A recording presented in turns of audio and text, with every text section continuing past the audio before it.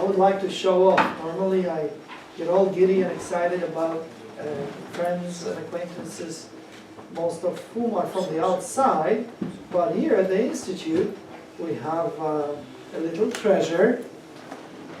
His name is Pawel Styrna. His master's degree is from the University of Illinois at Chicago in history. He does everything between Berlin and Moscow. He's a specialist on Central and Eastern European history, in the Intermarium too. And today he will talk about the First World War, and really not Poland, about the Polish lands and the Polish political class, how the Poles figure out they should position themselves. I'm sure he'll explain the periodization. He chose 1904 to 1918.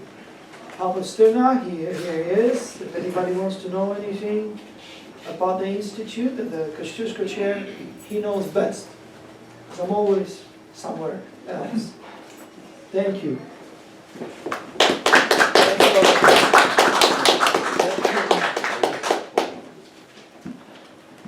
Well, thank you very much. First of all, just to explain the periodization, it's actually not a typo. 1904 was 1904 to 1905 were the years of the Russo-Japanese War, and so I will explain shortly during my lecture why I chose that as the rough starting point of the Polish orientation struggle during the First World War, which is my main topic. So I'd like to begin with a joke. Thank you for warning us. It was already funny. Yes, they are Polish, but they get it. Before it, a Pole was asked, which would you rather fight first, the Germans or the Russians? And after thinking for just a split second, the Pole replied, the Germans. When he was asked why, he said, well, business before pleasure.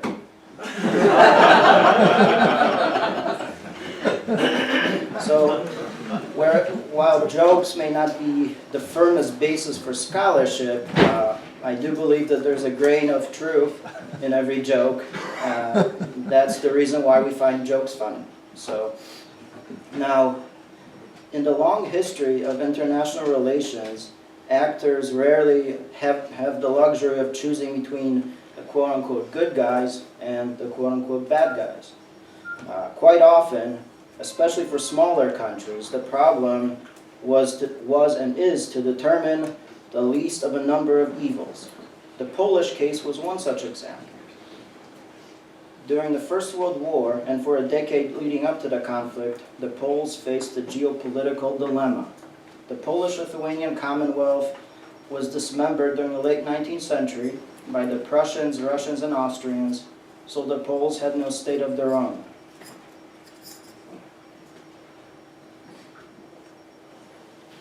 During the Great Clash of 1914 to 1918, they were drafted into the armies of the three partitioning powers and compelled to fight on behalf of their occupiers. The Germans and the Austro-Hungarians on the one side as the central powers. So here you have Germany. This is Austria-Hungary, which is unlabeled. And the Russians, which are on the right side of the image, clearly marked. They were, of course, an Entente ally whose fighting ravaged the Polish lands as they slogged it out on the Eastern Front. Polish patriotic leaders and activists were forced to choose the quote-unquote lesser evil to support in their quest to restore an independent Poland. But they were divided on just who this lesser evil was.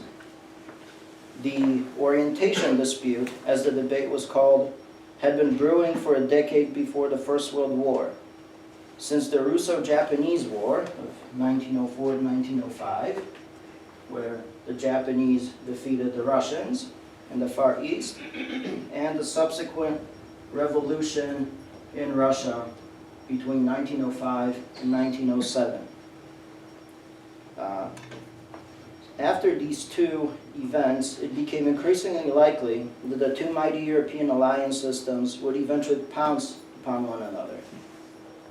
The great dilemma was that generally the Poles considered both the Russians and the Germans as their nation's two greatest enemies.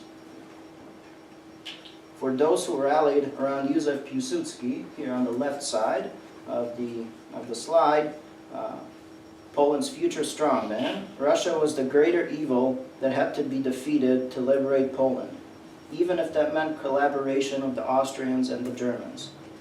This eclectic grouping, i.e. the pro-Austrian, pro-German orientation, ranged from patriotic socialists to pro-Habsburg conservatives. The other party, the orientation dispute, led particularly by the conservative nationalist Roman Dmowski on the right side, saw Germany as an even more dangerous impediment to Polish independence and statehood than Russia. Siding with Tsarist Russia was thus a necessary evil for a coalition of nationalists, that is the Polish National Democratic Party, or the NDEX as they were called, many conservatives, and even some liberals. So this talk will analyze the arguments of both sides, and I will elaborate why a case study of the Polish orientation dispute is still relevant today. Orientation disputes were not a novelty in Polish history. During the second half of the 17th century, the Polish-Lithuanian Commonwealth, one of the largest and most populous states in Europe at the time, was a great power to be reckoned with. The continent was then divided between two coalitions, one grouped around Bourbon France and the other around Habsburg Austria, struggling to dominate Europe. Diplomats of other European courts pursued Warsaw as a valuable ally. The Commonwealth remained largely aloof, however, since its independent nobility did not want to become entangled in Europe's dynastic and religious wars. Poland's enemies at the time, Muscovy, on the right side, Sweden, Brandenburg, which in the future became Prussia, Austria, Habsburg Austria, and the Ottoman Empire to the south, happened to be in both camps, actually. So there were, at the same time, there were Polish-Lithuanian supporters of an alliance with France, which entailed, by extension, an alliance with Sweden and Turkey, and of course it would have been aimed against Austria and Brandenburg. Such a French alliance would have probably been more advantageous for the Commonwealth. Perhaps it could have even prevented the partitions. But such an alignment did not materialize because Poland was compelled to repel numerous Ottoman Turkish invasions during the late 17th century.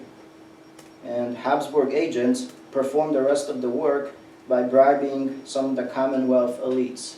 This was the practice called Jurgiet, which is a German word, which described the bribery by foreign courts, especially the great powers in Europe, of bribing the Polish nobility. Because please remember that the Polish nobility voted, and the king, the monarchy was elective, so nobility, i.e. the voters, had great power. So hence the bribes and the Jurgiet. During the Great Northern War, from 1700 to 1721, the Commonwealth's newly elected German king, Augustus II of Saxony, whose main concern was actually aggrandizing his own Wettin dynasty at the expense of Poland, allied with Russia's Peter I against Charles XII of Sweden. As a result, the Commonwealth was overrun, the armies of the Swedish warrior king, and became the chief battleground. Augustus' followers supported his pro-Russian line against the Swedes, while the supporters of the Wettin's rival, Stanisław Leszczyński, saw Sweden as a lesser threat than the rising and modernizing Muscovy. The Russians eventually won, and the declining Commonwealth functioned as a de facto protectorate of the Russian Empire, which allowed the Commonwealth to retain only a token army of 24,000 troops, compared to hundreds of thousands fielded by other European powers at the time. Of course, there was actually a study done, I think, maybe half a year ago, on fast forwarding to the current issues, that argued that actually the Polish army at this time, the Polish-Lithuanian army, at its lowest point of 24,000 troops, was still stronger than the current army of post-communist Poland. Because the 24,000 troops actually included only fighting troops, battle line troops. It didn't include the tail, which meant all the baggage train, the supply trains, and everyone else, the whole logistical base. I believe right now there are 80,000 soldiers in total in the post-communist Polish military, but that includes the logistical base. And of course it's top-heavy with officers. So that's just a comparison. But predictably, during the Great Wars of the 18th century, Poland, Lithuania once again became a battlefield between the Russians, Prussians, and Austrians, which eventually led to the three partitions. Apart from those nobles who were bribed by the interested powers, there were also supporters of closer ties with each of the three soon-to-be partitioning powers in Warsaw. Here is a cartoon from 1772 of the first partition, and the Polish king is tied up and forced to accept the partition of his lands. And to his left, you see the Ottoman Sultan, who basically did not accept. He did not recognize the partitions, but could really do nothing about it. Mostly the Ottomans didn't recognize the partitions, not because they were great Polonophiles. They called the Poland-Lithuania those Christian dogs or those Catholic dogs, but at the same time, their main enemy was Russia, which was gobbling up increasing amounts of their territory. So during the late 18th century, there were plenty of Russo-Turkish wars. One of the more important ones would be the one from 1787 to 1791. And the battleground was the Black Sea coast, so it would be today the Black Sea coast of modern-day Ukraine and Crimea.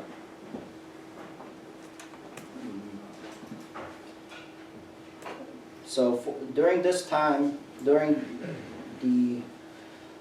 this Russo-Turkish war, there emerged a pro-Prussian party in Poland, which sought an alliance with Prussia to free Poland from Russia's suffocating embrace after the first partition, which was in 1772. Notwithstanding the fact that Prussia was actually the main instigator of the partitions, Russia would have preferred to keep Poland as a protectorate, while Austria, for the sake of the balance of power, did not wish to see Russia and Prussia fattened up with Polish lands. The complete dismemberment of Poland in the last two partitions, 1793 and 1795, and the crushing of Tadeusz Kościuszko's uprising in 1794, forged bonds of solidarity between Russia, Prussia, and Austria. Out of self-interest, the three powers pledged to one another to never support restoring a Polish state. This unity was soon put to the test by Napoleon Bonaparte of France, however. The Poles were ecstatic to witness Napoleon's victories over all the three partitioning powers and contributed enthusiastically tens of thousands of highly motivated troops that remained loyal to Napoleon to the very end. As a reward, the French granted the Poles a rump state, known as the Duchy of Warsaw, which was carved out of the 3 partition zones, but the duchy was only a small part of the Commonwealth. Mostly it was carved out of Prussia, which is the blue zone. Please remember that during the third last partition, Prussia actually took Warsaw, the capital. And a few years later, when Napoleon was fighting Austria, the orange part also was added to the Duchy of Warsaw. But Galicia, of course, which was taken by Austria during the first partition, was not returned to Poland. And from the Russian partition, only a small sliver, seen there in green, which is the Białystok area, modern-day Białystok area.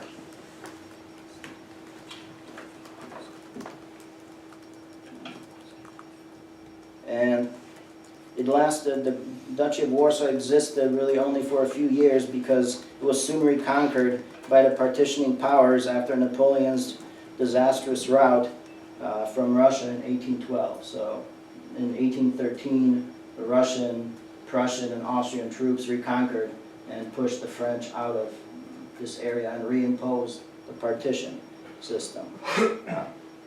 Now, a little bit earlier, Prince Jerzy Czartoryski, a Pole, Adam Jerzy Czartoryski, excuse me, a Pole who was raised at the Russian court with the future Tsar Alexander I, drafted his own plans to use Russia to restore Poland. So here we have another Polish geopolitical concept that reoccurs, using one of the enemy powers or conquering powers to dislodge another conquering power. Alexander I saw Catherine II's role in the partitions as a crime, and was, at least in his younger and more idealistic years, actually open to rebuilding the Commonwealth, albeit as a dependency of Russia. Alexander contemplated closer ties with Napoleonic France against Prussia and Austria, a conception which could break the solidarity of the partitioning powers. One plan, which was supported by and developed by Czartoryski, called for an attack on Prussia and reclaiming the territories taken by this Germanic garrison state in the 3 partitions. German and Prussian historians later dubbed this the Mordplan gegen Preußen, the murder plan against Prussia. Ultimately, this plan was never brought to fruition because Alexander was never completely ready to fight against his fellow Prussian and Austrian monarchs. Most European monarchs at this time were related, and the dynasty ruling in Russia at this time was of German descent. During the Congress of Vienna, 1814 to 1815, Alexander contemplated a restored Poland, which would have entailed Prussia and Austria surrendering their Polish territories that they grabbed, and merging Poland with Russia in a personal union. But this was opposed not only by the 2 Germanic powers, but also by the British. The balance of power. The British feared any further westward expansion of Russian power. The Romanov Empire did gain additional Polish provinces, including Warsaw, which became an autonomous Kingdom of Poland. So the quote-unquote Kingdom of Poland was basically this part of central Poland. The remaining Polish territories to the east were incorporated directly into Russia. Poznań remained with Prussia as a separate autonomous duchy.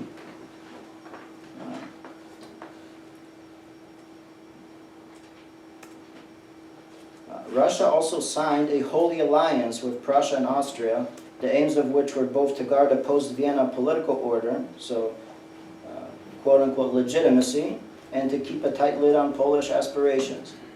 The limited autonomy of the Rump King of Poland was at the mercy of the Russian Tsar, and was soon scaled back, especially under Alexander's successor, Nicholas I, who reigned from 1825 to 1855, whose personality was very, very different from his brothers.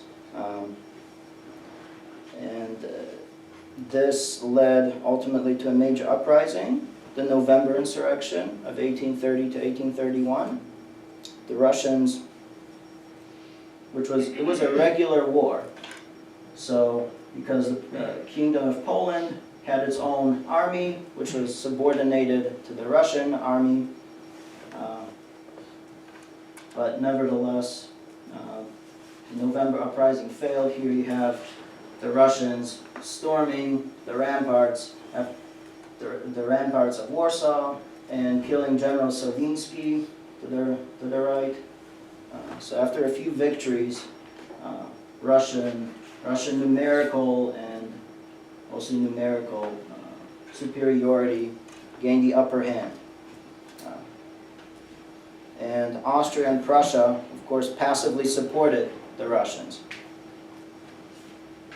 And following the crushing of this insurrection, the already circumscribed autonomy of the Kingdom of Poland was completely stripped. The landed property of the rebels was confiscated, and many were imprisoned or deported to Siberia. Droves of exiles also fled to France, where they received great verbal support of the Polish insurrection, albeit they did not receive any concrete military assistance. However, the memories of Napoleon were still fresh in Polish minds. After the crushing of the November uprising, Polish activists searched for a way to defeat all three partitioning powers, Russia in particular. The Polish émigrés in Paris split into two wings: the radical left Democratic Association, which entertained dreams of a social and national revolution with the participation of the common people, and the conservative monarchists, who became known as the Hôtel Lambert Party, led by Prince Czartoryski and Count Władysław Zamoyski. The Lambertists admired the British political system and its constitutional monarchy. Their geopolitical conceptions called for the restoration of an independent Poland by supporting anti-Russian policies of the British and the French, who were attempting to contain Russia's expansionist drive southward towards the Turkish Straits by propping up the Ottoman Empire. This contest ultimately culminated in the Crimean War of 1853 to 56, during which the Lambertists offered to help the anti-Russian coalition by raising volunteers among the Poles and other Slavic peoples. But the Anglo-French were more than willing to accept Polish assistance, but they were unprepared to sacrifice the prospects of a favorable deal with Russia by supporting any Polish claims. Thus, Russia's ultimate defeat in the Crimean War saved the Ottoman Empire, but did nothing to help Poland. Cracks did, however, begin to appear in the solidarity of the three partitioning powers. The new, more reform-minded Tsar, Alexander II, who ascended the throne in 1855, was angry at Austria for siding with the Anglo-French during the Crimean War. Alexander's desire to avenge himself for what he viewed as Vienna's betrayal and backstabbing of his father was so strong, the new Tsar began to entertain an alliance with the French, whom the Russians had just fought against Austria and to an extent also Prussia. The opportunity to pit the partitioning powers against each other again appeared to present itself. Alexander's reformist rhetoric roused the hopes of Russia's classical liberal elite for a constitutional monarchy. Poles, meanwhile, were encouraged that autonomy was around the corner. This may have been wishful thinking, but a ferment, propelled especially by patriotic radical youths, began to develop rather quickly in Russian-ruled Poland. Conservatives were lobbying to restore Polish as the language of administration instruction, Warsaw University, and for the right of Polish self-government bodies and social organizations to exist. Alexander's regime may have been willing to grant such concessions, and indeed moves in that direction were actually made especially under Count Alexander Wielopolski, who was appointed head of the civilian government of the Kingdom of Poland in 1862. Incidentally, Wielopolski had been a supporter of the pro-Austrian orientation during the 1830s and 40s, but he switched towards a pro-Russian stance in 1846, following the Metternich-engineered Austrian-incited peasant massacres of Polish patriotic nobles in Galicia, as Austrian Poland in 1846, the so-called Rabacja. Excited radicals and revolutionary patriots wanted more than he could offer, however. Wielopolski's attempts to quash the agitation, which he feared would derail his reforms, proved counterproductive. Afraid that the young radicals wanted to foment an uprising, Wielopolski prepared lists of names and, to remove the agitated youths from Poland physically, ordered them drafted by force into the hated Russian army. And the term of service back then was 15 years. That happened in January 1863. Unfortunately for Wielopolski, many of the potential recruits escaped into the countryside and began forming insurrectionary units. The January uprising was a guerrilla war that was crushed by the Russians in 1864, although resistance continued in some parts of Lithuania until 1865. Once again, as in 1831, repression followed and anti-Polish chauvinism in Russia was further exacerbated. As a result, the Poles lost whatever limited gains Wielopolski had managed to achieve, while the Russians gained nothing. The crushing of the January uprising was a spectacular coup for Prussia, however. As soon as the insurrection broke out, Prince Otto von Bismarck, then the Prime Minister of the King of Prussia, dispatched General Gustav von Alvensleben to St. Petersburg to sign an agreement, which came to be known as the Alvensleben Convention, with Russia pledging Prussian cooperation suppressing the revolt. Without doing any of the fighting, this already furthered Prussia's interest, but Berlin received even greater rewards from St. Petersburg. Russian neutrality enabled Bismarck to invade Denmark in 1864, Austria in 1866, and France in 1870, and to thereby unite Germany around the core of Prussia. Berlin profited greatly from the January uprising to such a degree that some have actually suggested that Prussia was stoking intentionally the anti-Russian agitation in the Kingdom of Poland in the years leading up to the insurrection.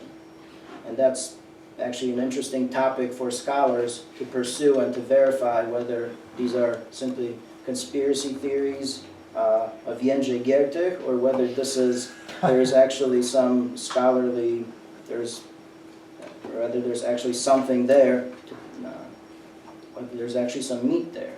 So, it is beyond doubt, however, that the revolt strengthened the bonds between the partitioning powers. During the 3 decades following the January uprising, the partition system appeared more permanent than ever, and the hopes for regaining Polish independence seemed highly unrealistic, at least as long as the Bismarckian system was in place. Poland's unfavorable situation began to change in 1890 with the dismissal of Bismarck by the new German Emperor, Wilhelm II. The Iron Chancellor's successor, Leo von Caprivi, refused to renew the reinsurance treaty of 1887 with Russia, in spite of St. Petersburg's requests. Rebuffed, Russia eventually formed an alliance with France, until then intentionally isolated by Bismarck, against Germany and Austria-Hungary. The partitioning powers are finally divided into 2 rival camps, albeit, given the anti-Polish policies of both the Germans and the Russians, it was difficult to determine which side represented the lesser evil. The Poles fared best in the Habsburg monarchy, which granted them autonomy in Galicia in 1867, i.e. after Austria's defeat by Prussia. So Vienna did not grant this autonomy out of the goodness of Franz Josef's heart. It granted it because of weakness. Nevertheless, this made the pro-Austrian orientation rather popular, not to mention that Austria was the only Catholic partitioning power. However, The problem was that Austria-Hungary was an ally of Germany, and its position and influence within the Vienna-Berlin alliance was a rather subordinate one. Without German help, Russia could probably overwhelm Austria on the battlefield, as the case of the Eastern Front during World War I clearly showed, and without German acquiescence, there was very little the dual monarchy could do for the Poles.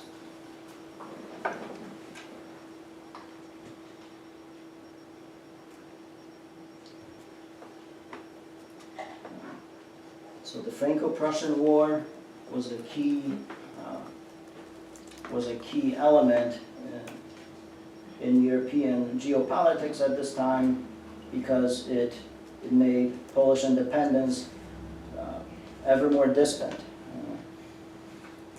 Now, during the 1890s, the period witnessing the breakup of the solidarity of the partitioning powers, what came to be known as the intransigent generation, the niepokorni in Polish, assumed the leadership of the national cause. The intransigent ones were born during the late 1850s and 1860s, making them too young to remember the trauma of the crushed January uprising.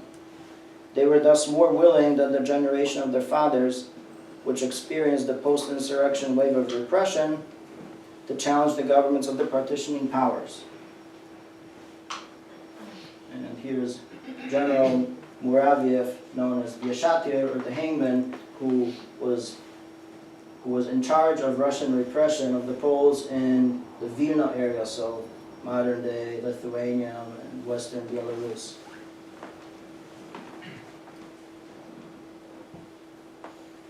The two key exponents of the generation, Pilsudski and Dmowski, whose rivalry, both during the orientation dispute and in resurrected Poland, would to a great degree define Polish politics in the first half of the 20th century. Pilsudski was born in an impoverished Polish noble family in the former Grand Duchy of Lithuania. His father fought in the January uprising, and young Józef was born into the Polish Romantic insurrectionary tradition. The Russian repression following the crushing of the revolt was particularly harsh in the former Grand Duchy of Lithuania, where the Tsar placed General Mikhail Muraviev in charge, the hangman. The hated Russian Governor General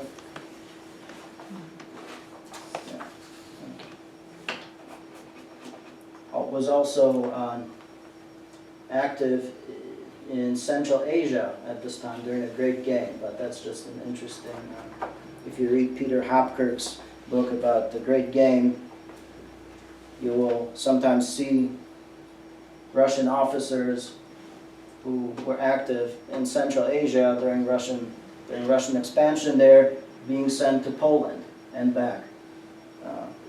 The post-January uprising crackdown throughout the Polish territories under Russian rule included also Russification of education administration. And writing in 1903, Józef Piłsudski undoubtedly expressed the sentiments of many Polish youths at this time. He was described the Russified school curricula. So, quote, helpless anger choked me many times, and my cheeks burned in shame because there was no way I could strike back at the enemy, zaszkodzić, and that I was forced to silently suffer as the Russifiers trampled my dignity, and to listen to false and contemptuous words about Poland, Poles, and their history.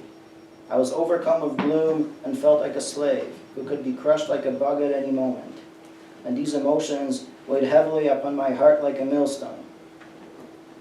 So, not surprisingly, Piłsudski considered Russia to be Poland's greatest enemy, and eventually became the de facto leader of the anti-Russian orientation. His older brother, Bronisław, was even involved, along with the young Vladimir Lenin, in an assassination plot against Tsar Alexander III, for which Józef was deported to the Russian Far East in 1887, where he was beaten by the Russian guards, losing 2 of his front teeth, and was incarcerated overnight in the extreme Siberian cold, all of which significantly impacted his health.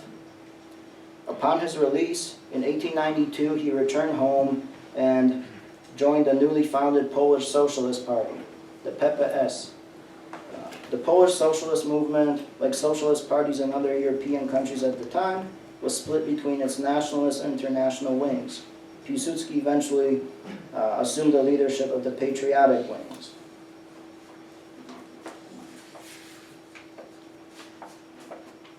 Roman Dmowski, his main rival, was born as the son of a road construction worker and later entrepreneur. However, his family was déclassé nobility, like that of Pilsudski. But Dmowski's descendants seem to have fallen even lower as a result of the partitions. Dmowski was a self-made man who received a PhD in biology at the Russified University of Warsaw. And during his student years, he was involved in anti-Russian activities, including Polish study groups and a demonstration on the 100th anniversary of the Polish Constitution of May 3rd, 1791, for which he was arrested and jailed in the notorious Warsaw Citadel for 4 months.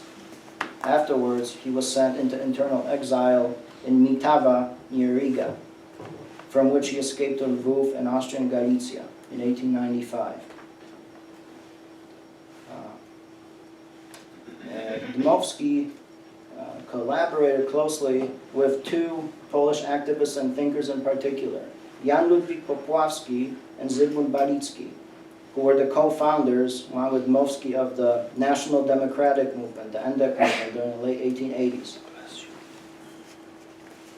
As populist nationalists, they wished to transform the masses of peasants and workers, many of whom had little or no national consciousness, into politically active, modern Poles, identifying their personal interests closely with those of the nation as a whole.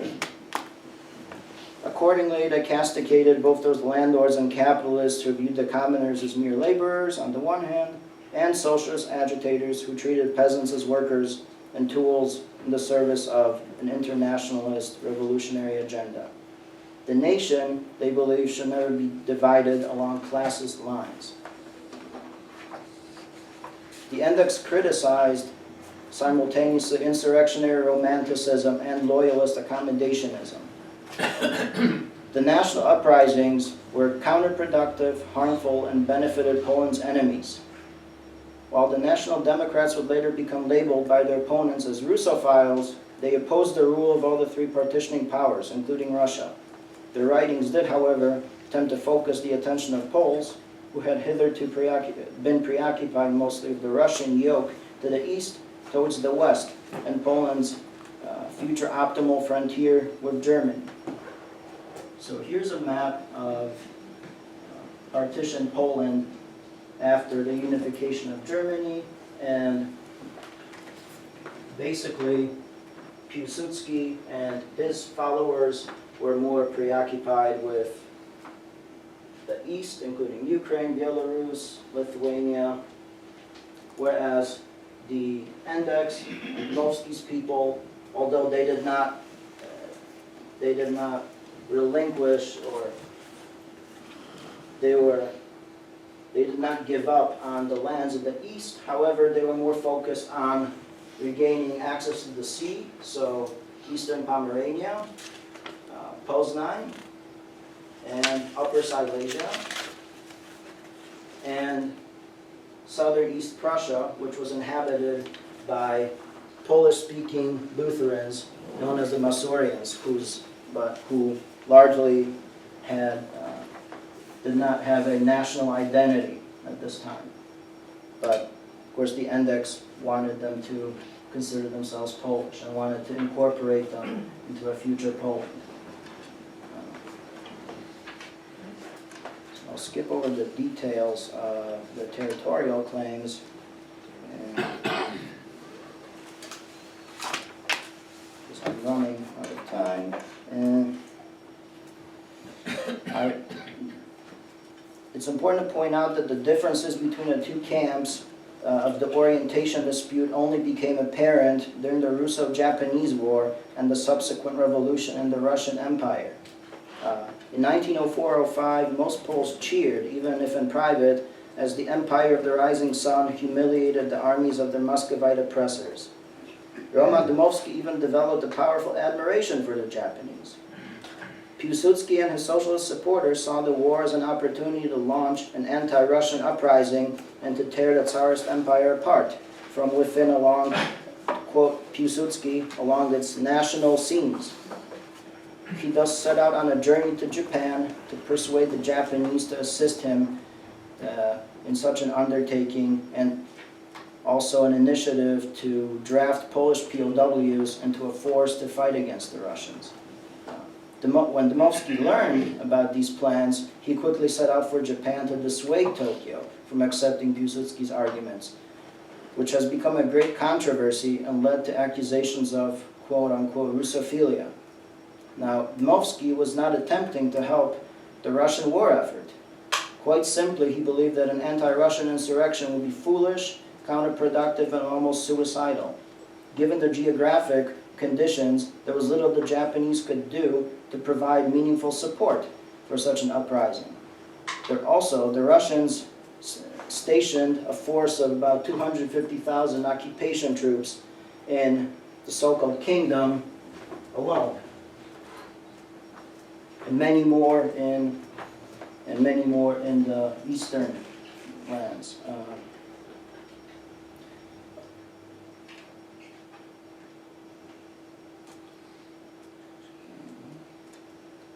So Dmowski argued that a Polish uprising would not only fail, but would actually lead to a reconciliation between Russia and Germany, which would constitute a serious setback for the Poles. The Japanese happened to agree with Dmowski, much to Pilsudski's chagrin.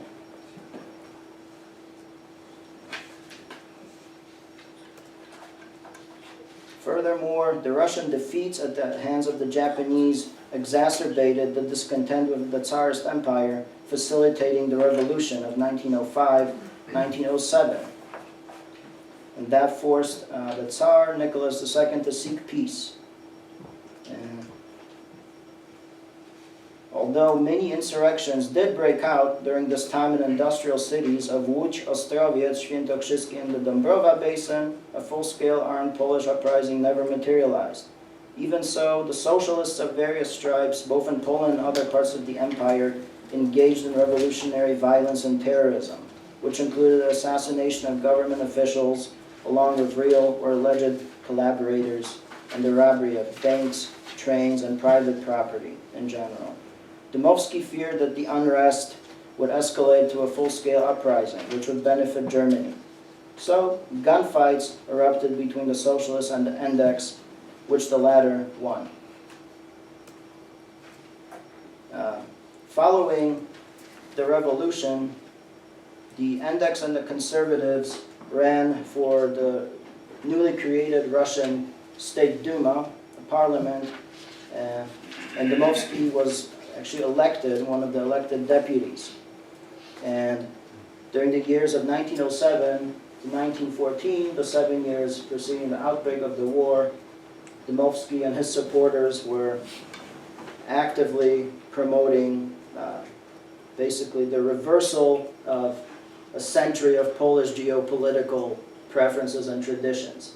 So he even published a book, Germany, Russia, and the Polish Question in 1908, in which he argued that the Poles have to side with the Russians against the German Empire, which is even a greater enemy of the Poles than the Russians, and siding with the Russians meant siding with the Entente, with the British and the French. So I would argue that Dmowski's orientation was not really a pro-Russian orientation. It was more of an anti-German orientation, in which Russia was viewed in utilitarian terms. It was part of the anti-German coalition, so the Poles had to support it.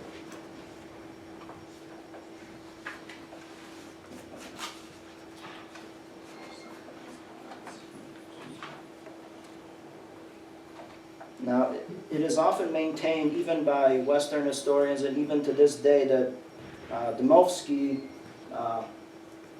basically satisfied himself with mere autonomy for a future Poland, that he relinquished any aspirations for independence, and that is, in my view, that is simply not true.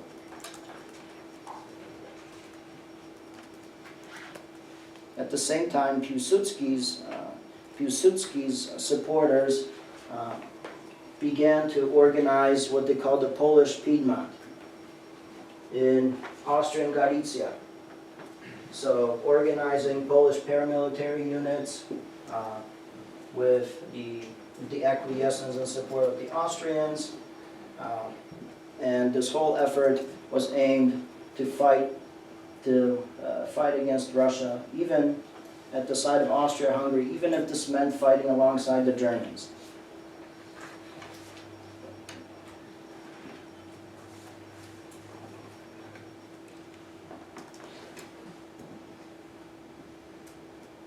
Now, the way Piłsudski rationalized his choice after the war was that the Germans had technological preponderance over the Russians. So the Germans would inevitably defeat the Russians, push them out of Poland. However, the French and the British, especially in alliance with the United States, would have overwhelming economic superiority. So the Entente in turn would defeat the Germans, and so all the partitioning powers would be defeated, and Poland would be free. Of course, it's true that this actually materialized. However, we have to remember that the Germans almost won the war in 1918 after they signed the Treaty of Brest-Litovsk. They got Ukraine, they got the Baltic states from a Bolshevik Russia now, which took Russia out of the war, and they were able to send, I believe, 100 divisions, maybe even more, to the Western Front, and a couple of new tactics, so stormtroopers, etc. They made the greatest gains on the Western Front since the first months of the fighting, when mobile war predominated on the Western Front. Ultimately, they failed because of American support, but had the Americans waited longer, or had Charles Evans Hughes won the election in November 1916, he was a Republican opponent of joining the war, perhaps the Germans would have won, or had they not won, at least there would have been a compromise peace. So maybe they would have returned Alsace-Lorraine to France, but probably they would have fought hard to keep their gains in the east. So Poland would have lost in such an arrangement.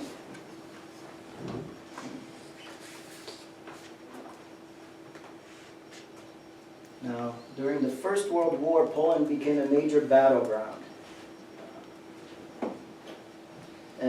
The Piłsudski's small legion, he crossed. This was the first cadre unit, Pierwsza Kadrowa, which is a small Polish paramilitary unit, which crossed the Austrian border into Russian-ruled Poland. They captured some territory. They even marched in the city of Kielce, but they were quickly forced out as the Russians brought up troops. Piłsudski's hope of launching an uprising, a revolution against the Russians did not materialize because either the Polish population was apathetic, or perhaps because they agreed with Dmowski. It's hard to tell because, especially if you're talking about the peasantry at this time, it's difficult to tell. That is another, whether they agreed with Dmowski or whether they simply had adopted a wait-and-see attitude. That's yet another field for researchers, I think, that researchers could study with great promise. Now, Dmowski's greatest fear at this point was the Germans and the Russians signing a separate peace, because that would have meant, in his view, another partition of Poland. Now, according to Jędrzej Giertych, who was a nationalist, he was a supporter of Dmowski, who later after the war began cheering for the Soviet bloc and the communists, but which is why I consider his writings, I'm a bit skeptical, to say the least, towards some of his writings, but nevertheless he argued that many Poles from the Vilna region were actually signing up, volunteering in great numbers to fight in the Russian army against the Germans.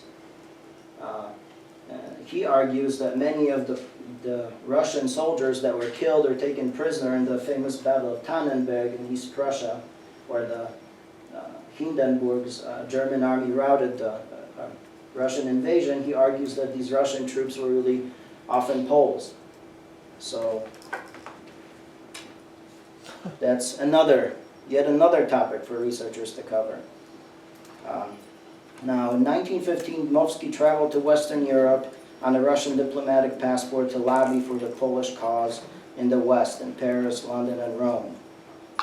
He believed that now, as the Germans and the Austro-Hungarians pushed the Russians out of Poland, the power to support his growing demands rested increasing of the Entente powers in the West. So the ball was now with the West and the Entente. On August 5th, 1915, the Germans captured Warsaw and continued marching east. In February 1916, Dmowski finally dropped all pretenses and told the Russian ambassador in Paris, Alexander Izvolsky, that the Poles will accept nothing short of independence. St. Petersburg obviously opposed such a demand, but the genie had now been let out of the bottle. The Poles had become more assertive and were demanding nothing short of independence.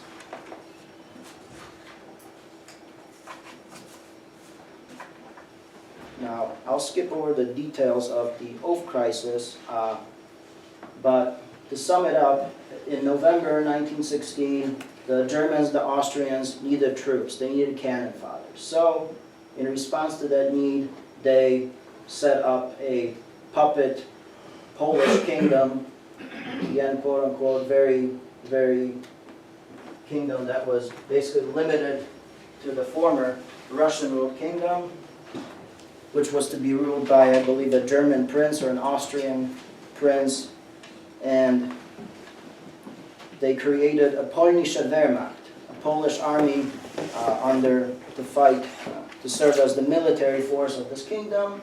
The Germans hoped to see hundreds of thousands of Polish recruits flocking to their banners to fight against the Russians. This did not happen, actually. The Poles were not as naive as the Germans and Austrians thought. And in 1917, Pilsudski's legionnaires basically mutinied. The Germans and the Austrians decided to, they pushed the Poles too hard and demanded that they take an oath to the German emperor. And Pilsudski opposed this, and most of his legionnaires opposed this. So because of their refusal to swear the oath to the German emperor, they were interned for the rest of the remainder of the war.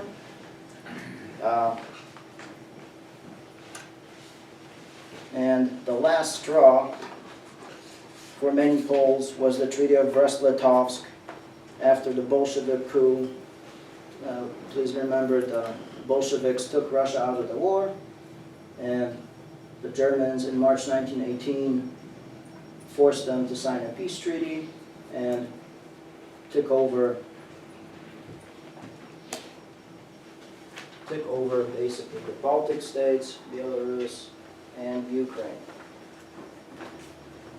Now, they created a puppet Ukraine, which not only received the lands of Boeing and other areas which the Poles believed to be their own, but actually the Germans, the Austrians gave a chunk of land in the Helm area to this Ukrainian puppet state, and this really offended Poles, so most Poles, after what they saw as a stab in the back from the Central Powers were now became the enemies of the Central Powers and were rooting for the Entente.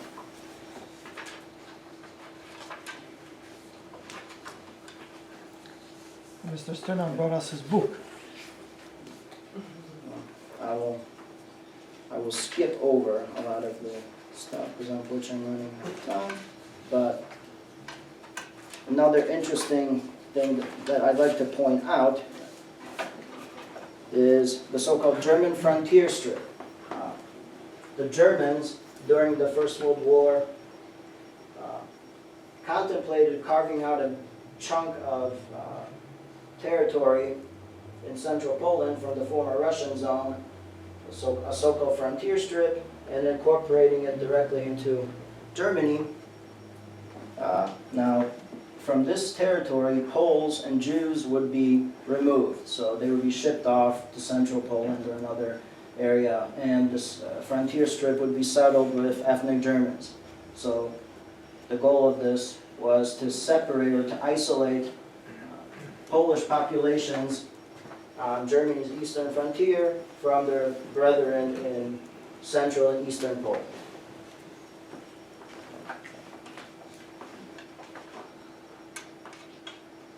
So when we think about German plans during World War II, Generalplan Ost, World War I is, we also have to look at precedents during World War I and certain patterns germinating in official German thought, certain continuities in German imperial thought.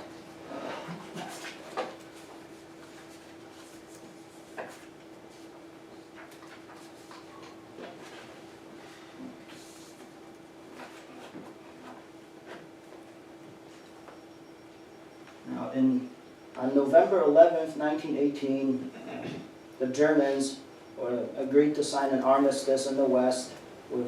They lost the war. America, Britain, and France eventually defeated them and pushed them back into Belgium, although they did not pursue the Germans further into Germany. And on the very same day, Poland declared independence, and young Poles physically disarmed German and Austrian occupation troops. And many of them were quite happy to oblige to give their rifle away, and they just wanted to go home, back to Germany, back to Austria or Hungary, wherever they hailed from. And so, but in spite of this, the Poles were compelled to fight for 3 more years to establish the country's borders and to secure their existence. They fought against the Lithuanians, the Czechs, the Ukrainians. The biggest enemy, of course, were the Bolsheviks, who almost got to the gates of Warsaw, but in 1920 they were forced back. So Europe was saved because of this Polish victory. But I will not go further into it because I have to. So while the independent Polish Republic was indeed the fruit of the Entente victory over Germany and the subsequent Treaty of Versailles, it was not a gift simply handed to the Poles. Dmowski, Pilsudski, and other Polish activists contributed to the end result in various ways. However, Poles continued to debate what was the right side in the orientation dispute. Both sides offered valid points as they argued who to march with against whom. Both sides contained certain weaknesses and blind spots. The anti-Russian orientation underestimated Germany's intent to constrain and suffocate Polish aspirations, as much as possible, and Austria's impotence in this regard. The anti-German orientation faced the extremely difficult task of fighting alongside the Russians in spite of the Russians, whose anti-Polish prejudice and hostility to Polish independence was quite strong as well. The Achilles heel of the pro-Russian / anti-German side was the eventuality that Russia might prefer to negotiate an anti-Polish deal with Germany rather than grant Poles concessions and autonomy, not to mention independence. Nevertheless, Dmowski was not blind to such a possibility and attempted to prevent it by materializing. In fact, it has been argued that the Tsarist leadership had the Entente defeated Germany, the Tsarist leadership would have felt compelled to grant an enlarged Poland autonomy. Why? Because if only to lower the number of Poles in the Russian Empire proper. Afterwards, the Russians would prefer to grant outright independence to Russian Empire's plethora of other nationalities from demanding autonomy. So this argument goes that instead of granting everyone, that if Poland received autonomy, all the other nationalities would have demanded autonomy. So it would have been better to simply cut the Poles off and give them their own state and keep the empire centralized. So this leads to two questions. Firstly, where would the Polish-Russian border be drawn? It is unlikely that the Russians would have been prepared to return to Poland the eastern borderlands. Secondly, would the Russians form an alliance with the Germans to jointly crush and repartition Poland if Petrograd felt the Polish demands were too excessive? These difficult questions these questions are difficult to answer, because of their counterfactual nature. It is, however, certain that both Russia and Germany would have been weakened and exhausted by the war, and the only window of opportunity smaller nations often have to overcome their larger and more powerful enemies arrives during long and destructive wars among the giants. Thank you.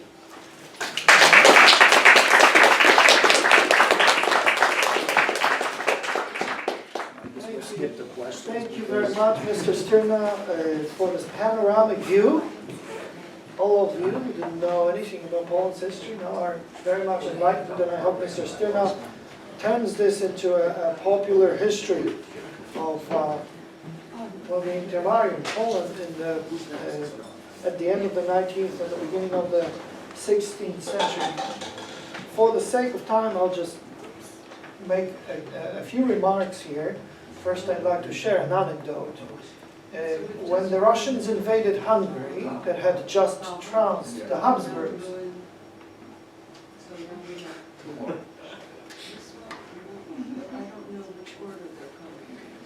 that's okay, I'm resting. Okay. Well, when Russia invaded Hungary in 1849 to rescue the Habsburgs, because of the Hungarian insurrection, where the Poles participated quite prominently. One of the commanding officers was General Walter Jajko. And that saved the integrity of the Habsburg Empire, in particular by keeping Hungary as an integral part of the Austro-Hungarian Empire. The Tsar didn't expect that the Habsburgs would side with the Allied in the invasion of Crimea, in the Crimean War in 1853, just 5 years later. Austria's foreign minister, Prince Schwarzenberg, sneered, "Austria shall astound the world with the magnitude of its ingratitude." It's a great zinger. That's when aristocrats ran foreign affairs, ladies and gentlemen. The good old days, yes. Second, I'd like to make a couple of comments about Roman Dmowski. First of all, he was of Tatar origin. The villages where the Dmowskis were petty nobility of had been settled by the Tatars in the 14th century. So he was a Polish nationalist leader of Tatar origin. This is very much unknown, and thanks to crowdsourcing, local villagers picked up and wrote on the internet about their origin. And this is astounding that anybody can write anything. And historians have never bothered, even though Dmowski is such an important player, to move their behinds and visit the village and find out what this person's family was all about. Now, second point about Dmowski is this. You mentioned that Balicki and Poplavsky, the other two giants of the National Democratic Movement, at its inception joined Dmowski. No, it was the other way around. He was the kid They were the mentors. It's just they died conveniently, and then Dmowski carried on as the only one of the three musketeers. And here he was D'Artagnan. I mean, they worked together. They worked very much the together. trio. Also, they were very much progressive, on the cutting edge of everything, including social Darwinism and various other schemes that were considered the sexiest at that time in Europe among intellectuals. Fortunately, the National Democratic Movement was rescued by being Catholic. That is, it was brought in line by faith. That saved Poland's nationalists from degenerating into bestiality of National Socialists of Germany, who remained neo-pagan happily or unhappily for everybody else. Okay, now point number 3, I would avoid using, when you point out various spaces on the map. In this instance, you were talking about Pilsudski and his people and their interest in Lithuania, Belarus, and Ukraine. These are anachronisms. In English we'd say the Ukraine, White Ruthenia, and Samogitia. They were not historical places from the ethno-nationalist perspective of a Lithuanian, Belarusian, or Ukrainian nationalist. They were parts of the, first had been parts of the Grand Duchy of Lithuania, and then they were either parts of the, remained parts of the Grand Duchy, or parts of the Kingdom of Poland. Very important. Pilsudski ethnically was a Samogitian, a Lithuanian, and the Pilsudski family. They shared a variation of the coat of arms with the Jaceviches and the Chodakiewiczes. It's a variation on the Kosciuszko coat of arms. And they would describe themselves as Lithuanians. That didn't mean they were ethnically Samogitian. That just meant they were from the Grand Duchy. We need to understand those human beings in their context. When the Jaceviches would describe themselves as Polish nobility, they didn't mean they were ethnic Poles from Poznań. They were from Nowogródek. That means they were white Ruthenians ethnically, but they were, when they said they were Polish, they wanted to indicate that they were nobility. Sort of like American citizenship. You can be Irish or Filipino, and you say, hey, I'm an American, everybody understands. That's what back in those days meant Polish. Yes, it did happen that there were ethnic Poles who were nobility, and they would still say, I'm Polish, by which they meant they were noble. Who spoke Polish? Peasants. Did they know they were Polish? No. They just knew they were Catholic. Who was a foreigner in this setup? Well, the villagers from the village next door. They were foreigners, because there was no national mentality. The nobility and the intelligentsia, even if they came from the people, from the peasantry, assumed the identity of the Commonwealth of Poland, Lithuania, Ruthenia, and the legacy of the old days. So when, even if you were of farmer origin, but became educated, a doctor, a teacher, or a physician, you'd say, I'm Polish, no matter what your ethnic background was. And hence the Poles would always say, who is the enemy? The Poles of Pilsudski, the Muscovites.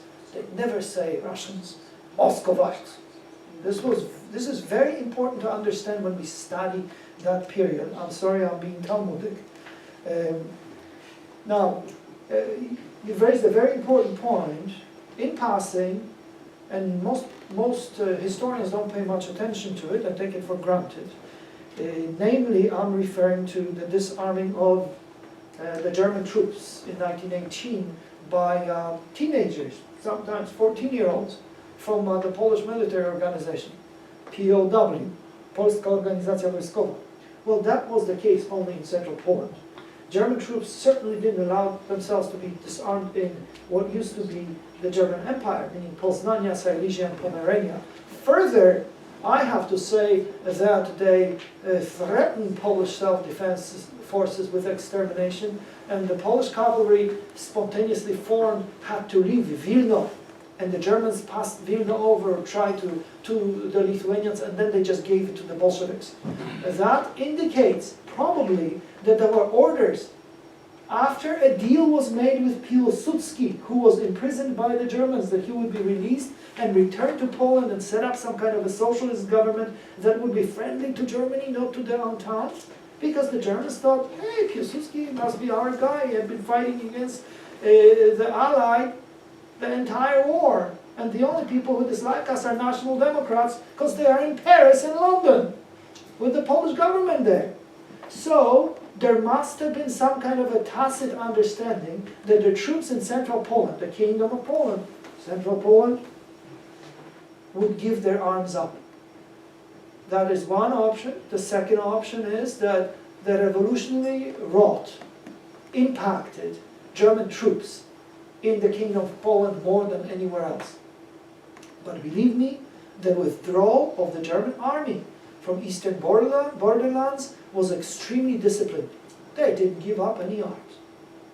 And the Poles did try. So perhaps it was both the revolutionary rot for the garrison of Poland and Central Poland and orders from above not to resist. Because I cannot see why this wouldn't have applied to the German troops in Novogródek or Vilna. This is something that needs to be researched urgently. And I think Tomek pointed it out as one of the first people, but because he did it in a journalistic form, nobody really pays attention to him. Because nobody can see him because he's jet lagged. Now, but you can add that this POW is the same POW for yes, the Polish. the POW organization, Polish military organization, is which became defunct in the wake of World War I, is the boogeyman of Stalin from the 1930s. So Stalin said, oh yes, they're all over the place. This is the Polish spy organization, which didn't exist. We had not existed for almost 15 years by that time. At any rate, the question of autonomy from the Tsar or independence from the Tsar. Some say, well, if the Tsar didn't grant the Poles independence, then everybody else would have asked for independence.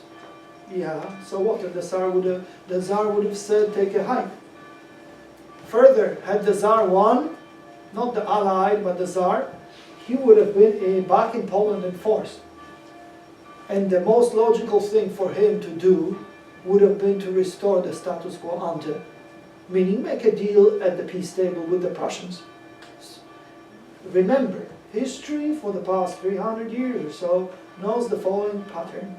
First, and there will be one person who won't laugh, she's right there in the corner. First, Germany woos, Berlin woos Moscow. Then they kill Poland, have necrophilia over Poland's dead body, quarrel, and we have a world war. It's been like this since the 18th century. Make no mistake, just because the Allied won, that didn't mean automatically Poland's independence. So Dmowski's people were hedging their bets. By the way, Sir John Gielgud, who was a grandson of General Prince Gielgud of the November insurrection, after which the Jaceviches were deported to Siberia, General Gielgud's grandson, Sir John Gielgud, the great Shakespearean actor, said that oftentimes he was criticized as an Englishman. He said, you Poles are tricky. You made a secret deal, Pilsudski and Dmowski. They made a deal that they would be in the opposing armies. In case if the Germans won, the Poles would still be on top, and then the Allied won and the Poles were on top. That must have been some kind of a Polish plot in World War I. That is something to be researched. Thank you very much. We'll take one question. Yes. John Armstrong, Polish-American Congress. Okay, Mr. Styrna. You see this since, you went way back in the history with the pro-Polish, pro-Prussian, and now seems to be pro-Russian, pro-Prussian. Who now in present-day Polish politics is Dmowski and who's Kosciuszko? I mean, first of all, I would caution against applying that orientation struggle Come on, don't run from away. Don't run before away. 1917 to modern times, because I mean, generally, I would say the Kaczynski twins are, well, there's now just one Kaczynski twin, as they're Smolensk, but Kaczynski and his people are the post-Pilsudskiites, neo-Pilsudskiites. They're considered the anti-Russian group. Is there a pro-Prussian party? Donald Tusk. Tusk, yes, but not in the 1788 sense, because Tusk isn't necessarily, I don't think Tusk is trying to use Germany against Russia to free himself from Russian influence. Because right now, the pro-Prussian or pro-German, pro-Russian orientation is the same. It's the Tusk orientation is for subservience both to Berlin and Moscow. So it's not Moscow against Berlin or Berlin against Moscow. The question is, does he have an orientation? See? Staying in power. Don't give him too much credit. Staying in power, I suppose. So I'm not sure if that answers your question. But we had time only for one question. Okay. So-